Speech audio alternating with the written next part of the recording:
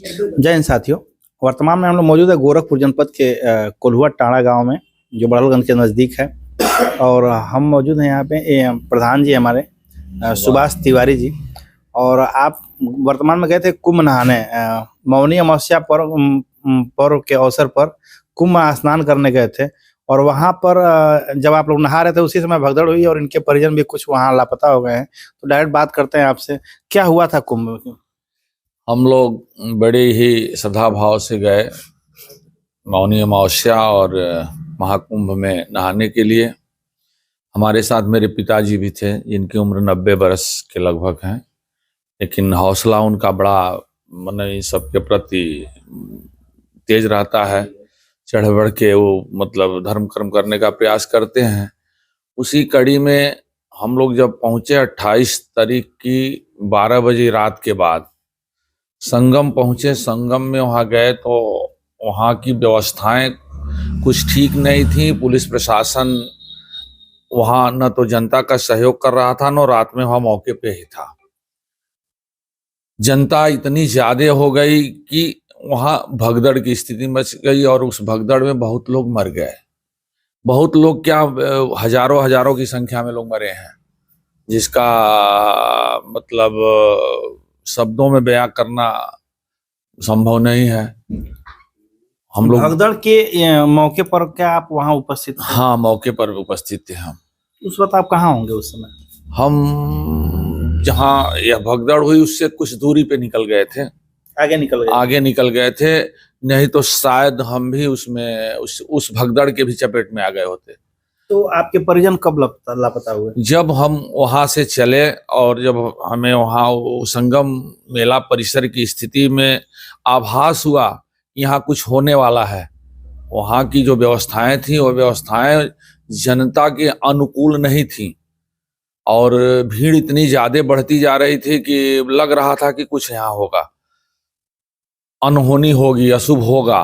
तो हम लोग सोचे कि स्नान कर ही लिए हैं, अब निकल लिया जाए। हम लोग निकले, जैसे निकलने का प्रयास किए। कितने बजे स्नान कर लिए होंगे आप? हम नियर अबाउट 2-2:30 बजे हम स्नान कर लिए। 2 बजे? हाँ। घटना तो उसमें घट चुकी थी? हाँ, घट चुकी थी।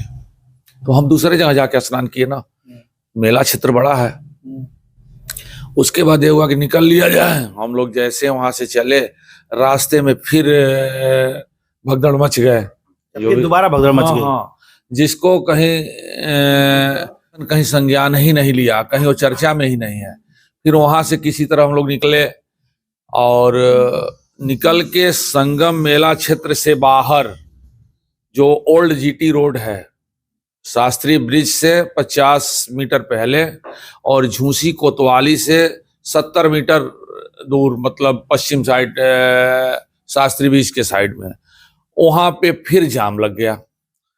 भयंकर जाम लगा। और जाम की स्थिति यह है कि जो महामंडलेश्वर और तरह तरह के साधु संत आए हैं, वो लोग रथ जो शादियों में चलाया जाता है, रथ लेके 10-20 फोर व्हीलर लेके 25-50 लोगों को अपने हाथ में तलवार डंडा लेके जनता के बीच में, इतनी भीड़ है जहां तिल रखने की जगह नहीं है, वहां इस तरह की अगर बीच में व्यवस्था डाल दिया जाए तो ऐसे ही डिस्टर्ब होगा।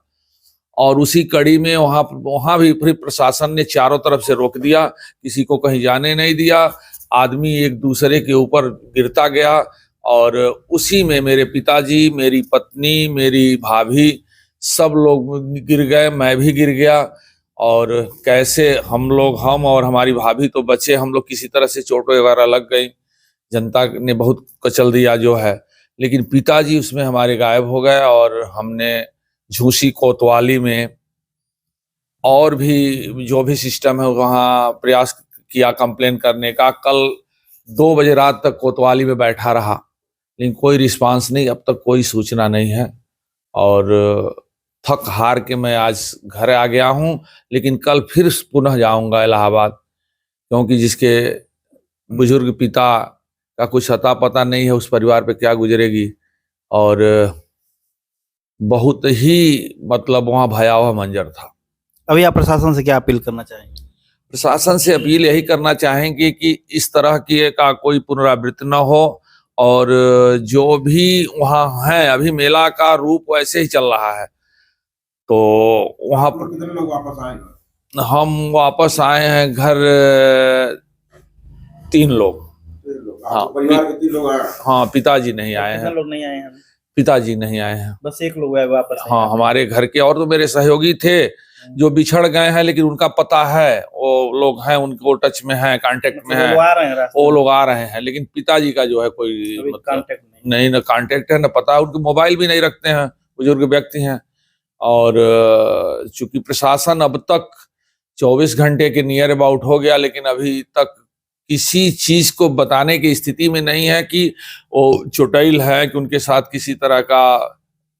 अच्छा, वहाँ के और भी अन्य स्थान पे जहाँ पर जैसे मान लीजिए जो खोया पाया केंद्र हो गया, चाहे हॉस्पिटल हो गया, चाहे इसे जो मर्चरी, इसे कहीं नहीं पता चल पाया? ऐसा है कि थाने का कहना, वहां आदमी को कहीं जाना ही कठिन है, संभव नहीं हो पा रहा कि आदमी कहीं चला जाए। जिस तरह की पूरा इलाहाबाद एकदम भरा हुआ है, एकदम भीड़ से, जाम से, तो आदमी जाएगा तो कहाँ जाएगा? एक मोबाइल ही सहारा है, टोल फ्री ही सहारा है, हेल्पलाइन ही सहारा है, लेकिन कोई लग ही नहीं रहा है।